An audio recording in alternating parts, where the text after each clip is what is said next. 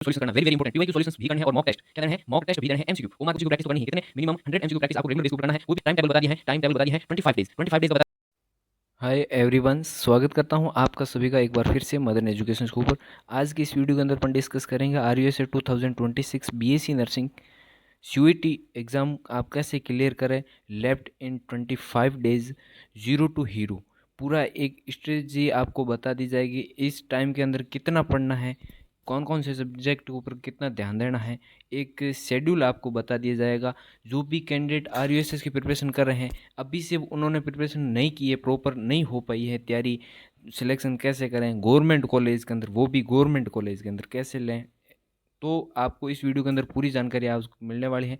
जो भी नए कैंडिडेट हैं, चैनल को सब्सक्राइब नहीं किया ज़रूर करके रख दीजिए, क्योंकि आरयूएसए से रिलेटेड, बीएससी नर्सिंग से रिलेटेड हर एक अपडेट आपको इस यूट्यूब चैनल के ऊपर मिलेगी। तो बढ़ते हैं without wasting time. Left 25 days आपको दिख रहा होगा, इसका आपको स्टेप बाय स्टेप कैसे पढ़ना है, एक मास्टर प्लान आपको बता दिया गया है 25 डेज का।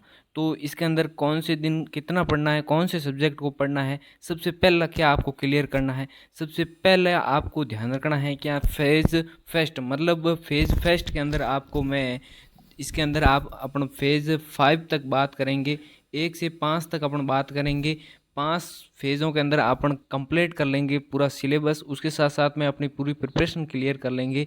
उसमें आपकी क्या हो जाएगी, प्रिपरेशन के अंदर स्ट्रॉन्गनेस आ जाएगी, है ना। तो आप देख सकते हो सबसे पहले फेज फेस्ट, जिसके अंदर 1 से 5 डेज, इसके अंदर क्या कहा गया है, फाउंडेशन स्ट्रॉन्ग करो।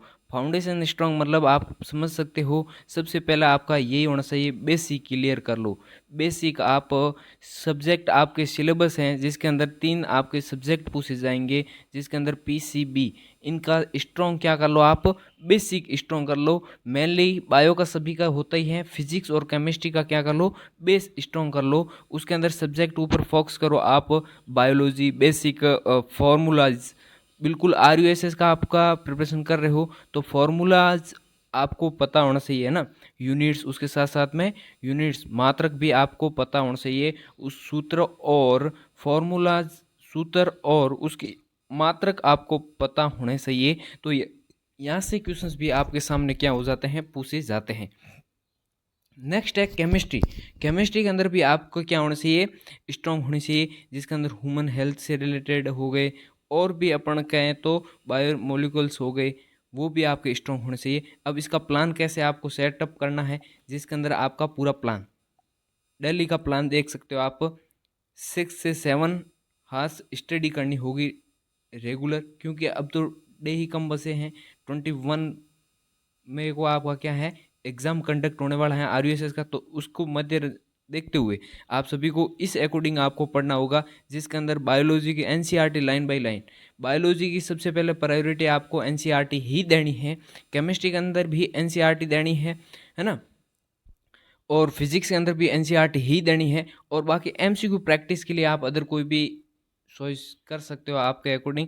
और बाकी आपको एमसीक्यू प्रैक्टिस भी करनी है, जैसे कि आज का दिन आपने स्टडी कर दी, 6 से 7 घंटा आप स्टडी कर रहे हो, तो उसके साथ में इंक्लूड आपके एमसीक्यू प्रैक्टिस भी आपको इंक्लूड कर लेनी है। किसी की बायोलॉजी स्ट्रांग है तो वो आप केमिस्ट्री को ज़्यादा दे सकते हो, केमिस्ट्री स्ट्रांग है तो फिजिक्स को क्या कर दे सकते हो, टाइम दे सकते हो, ठीक है। उसके बाद में इंपॉर्टेंस आपके ये होनी चाहिए, इंपॉर्टेंट पॉइंट ये है कि आपको शॉर्ट नोट्स बनाना है। जो आप स्टडी कर रहे हो उसके शॉर्ट्स नोट, मतलब आपको मोस्ट लग रहे हैं ना, मोस्ट लग रहे हैं, आप जो भी क्लासेस के अंदर पढ़ रहे हो जो भी मोस्ट है उसके शॉर्ट नोट्स बना लीजिए, ताकि लास्ट डेज के अंदर आपके होंगे, एग्जाम होंगे ना, एग्जाम पास में होगा तब आप यहाँ पे क्या हो जाएगा, आपका क्विक रिविजन हो जाएगा, शॉर्ट रिविजन हो जाएगा, ठीक है। उसके बाद में एनसीईआरटी के जो डायग्राम है, जो सिस्टम है, सिस्टम के ऊपर क्वेश्चंस हो गए, बायोलॉजी के अंदर कोई भी सिस्टम से रिलेटेड हो गया, या कोई एनसीईआरटी के अंदर फिजिक्स के अंदर आपके क्या बन सकते हैं, न्यूमेरिकल होते हैं, तो वहाँ पे डायग्राम से रिलेटेड कोई भी क्वेश्चंस बन जाए तो उनको भी थोड़ा सा क्या कर लीजिए, ध्यान में रखना है आप लोगों को। अगला नेक्स्ट पॉइंट है आपका, है सेकंड फेज आ रहा है।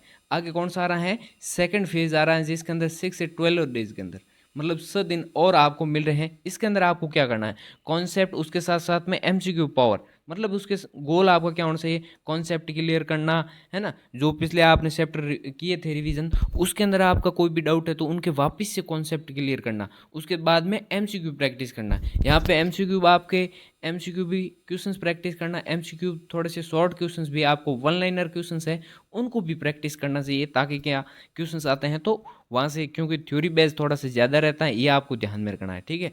थ्योरी बेस आपका क्या रहता है, पेपर थोड़ा सा ज़्यादा रहता है तो उसके ऊपर थोड़ा सा फोकस करना पड़ेगा, तो उसके लिए बार बार रिवीजन करना होगा।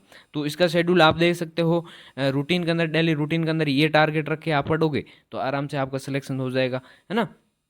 न्यूमेरिकल्स कब मिलाने हैं फिजिक्स के, वो भी यहाँ पे, केमिस्ट्री के एमसीक्यू, बायोलॉजी के रिवीजन्स करना है ना। मॉक और पीवाईक्यू रख के आप पढ़ोगे तो आराम से आपका सिलेक्शन हो जाएगा, है ना। न्यूमेरिकल्स कब मिलाने हैं फिजिक्स के, वो भी यहाँ पे, केमिस्ट्री के एमसीक्यू, बायोलॉजी के रिवीजन्स करना है ना।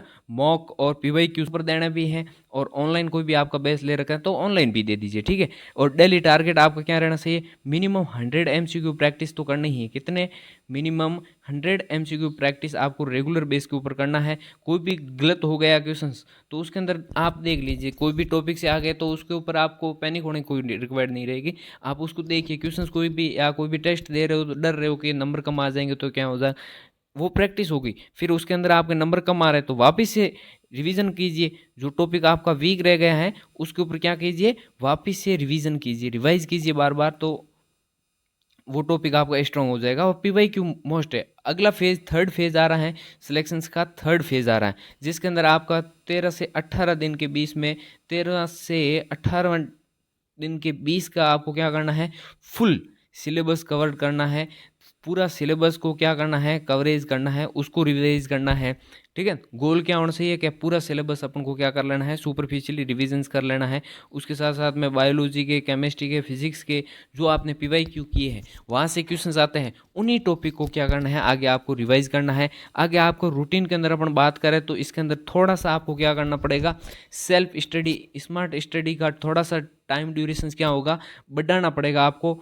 8 से 9 घंटा आपको क्या करनी पड़ेगी, स्टडी करनी पड़ेगी। इस हिसाब से आपको प्लान सेट करना पड़ेगा, तब जाके आपको एक बेस्ट गवर्नमेंट कॉलेज के अंदर एडमिशन मिल पाएगा, गवर्नमेंट कॉलेज के अंदर बेस्ट एडमिशन मिल पाएगा। और डेली आपको क्या करना पड़ेगा, फुल मॉक टेस्ट देना पड़ेगा। मतलब आपका पूरा सिलेबस क्या होना चाहिए, फुल का मतलब फुल सिलेबस वाला मॉक टेस्ट है वो देना पड़ेगा, 100 नंबर का देना है। और 100 में से फिर आपको पता करना कि 100, और फिर उसके साथ साथ में एमसीक्यू प्रैक्टिस करोगे तो उसमें आपका ये भी होगा कि आपका क्या हो जाएगा, टाइम, आप टाइम भी मेंटेन कर पाओगे, ताकि आपका 2 घंटे का पेपर है तो 2 घंटे के अंदर आप 100 क्वेश्चंस कर लोगे, है ना। तो ये आपको ध्यान में रखना है। बाकी वीक टॉपिक हैं तो उनको वापिस से, जो आपका वीक टॉपिक है या जहाँ से एमसीक्यू प्रैक्टिस हो गए, सेम डेज रिवाइज करो, वापिस से उसको क्या करो, रिवाइज करो। अगला फोर्थ फेज, अब कौन सा आ रहा है, पांचवा फेज, सॉरी चौथा फेज आपका आ रहा है।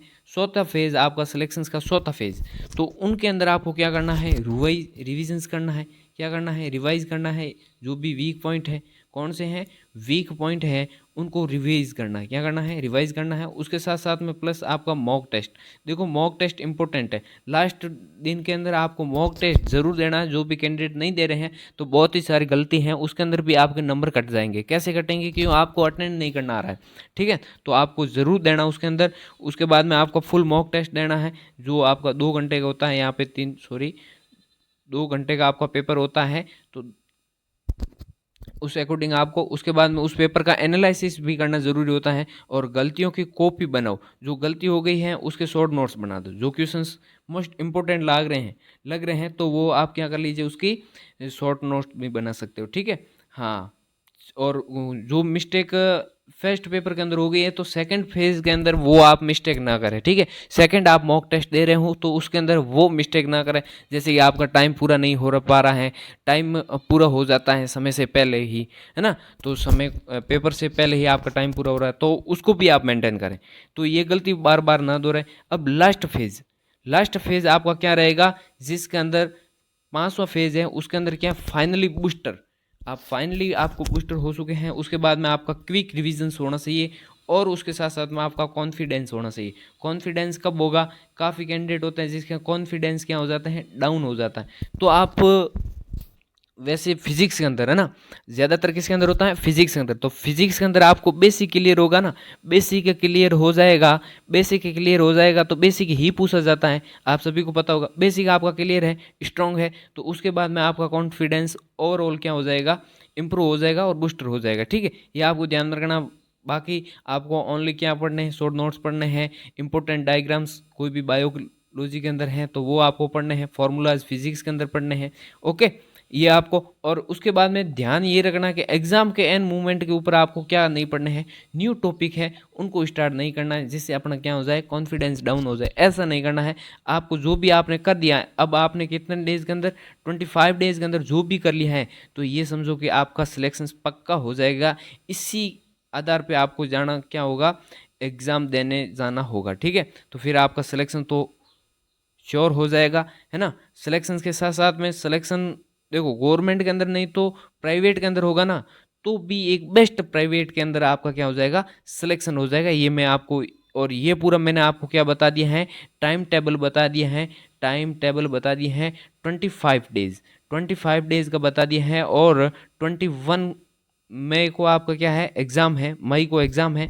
तो उस एग्ज़ाम को देखते हुए ये आपका पूरा प्रॉपर एकदम शेड्यूल आपका बना दिया है। इसी शेड्यूल आप प्रिपरेशन कर रहे हैं तो बेस्ट है, ऑल द बेस्ट है। और जो कैंडिडेट नहीं कर रहे हैं, सोच रहे हैं कि अभी से मेरे को RUSS का प्रिपरेशन करना है, फॉर्म भर के मेरे को प्रिपरेशन करना है, तो भी आप कर सकते हो। अभी आपने 12th की है ना, तो आराम से कर सकते हो। तो आप सभी को ऑल द बेस्ट। आज के लिए इतना ही। और कोई आपको डाउट है तो कमेंट बॉक्स के अंदर कमेंट ज़रूर कर सकते हो। अभी तक आपने चैनल को सब्सक्राइब नहीं किया ज़रूर कर दीजिए। और इस वीडियो के बाद में आपका रिवीजन शेड्यूल बन गया है तो भी आप ज़रूर बताएं। और कोई आपको डाउट हो ज़रूर पूछना। आज के लिए इतना ही, मिलते हैं नेक्स्ट वीडियो के साथ, तब तक के लिए जय हिंद, जय भारत।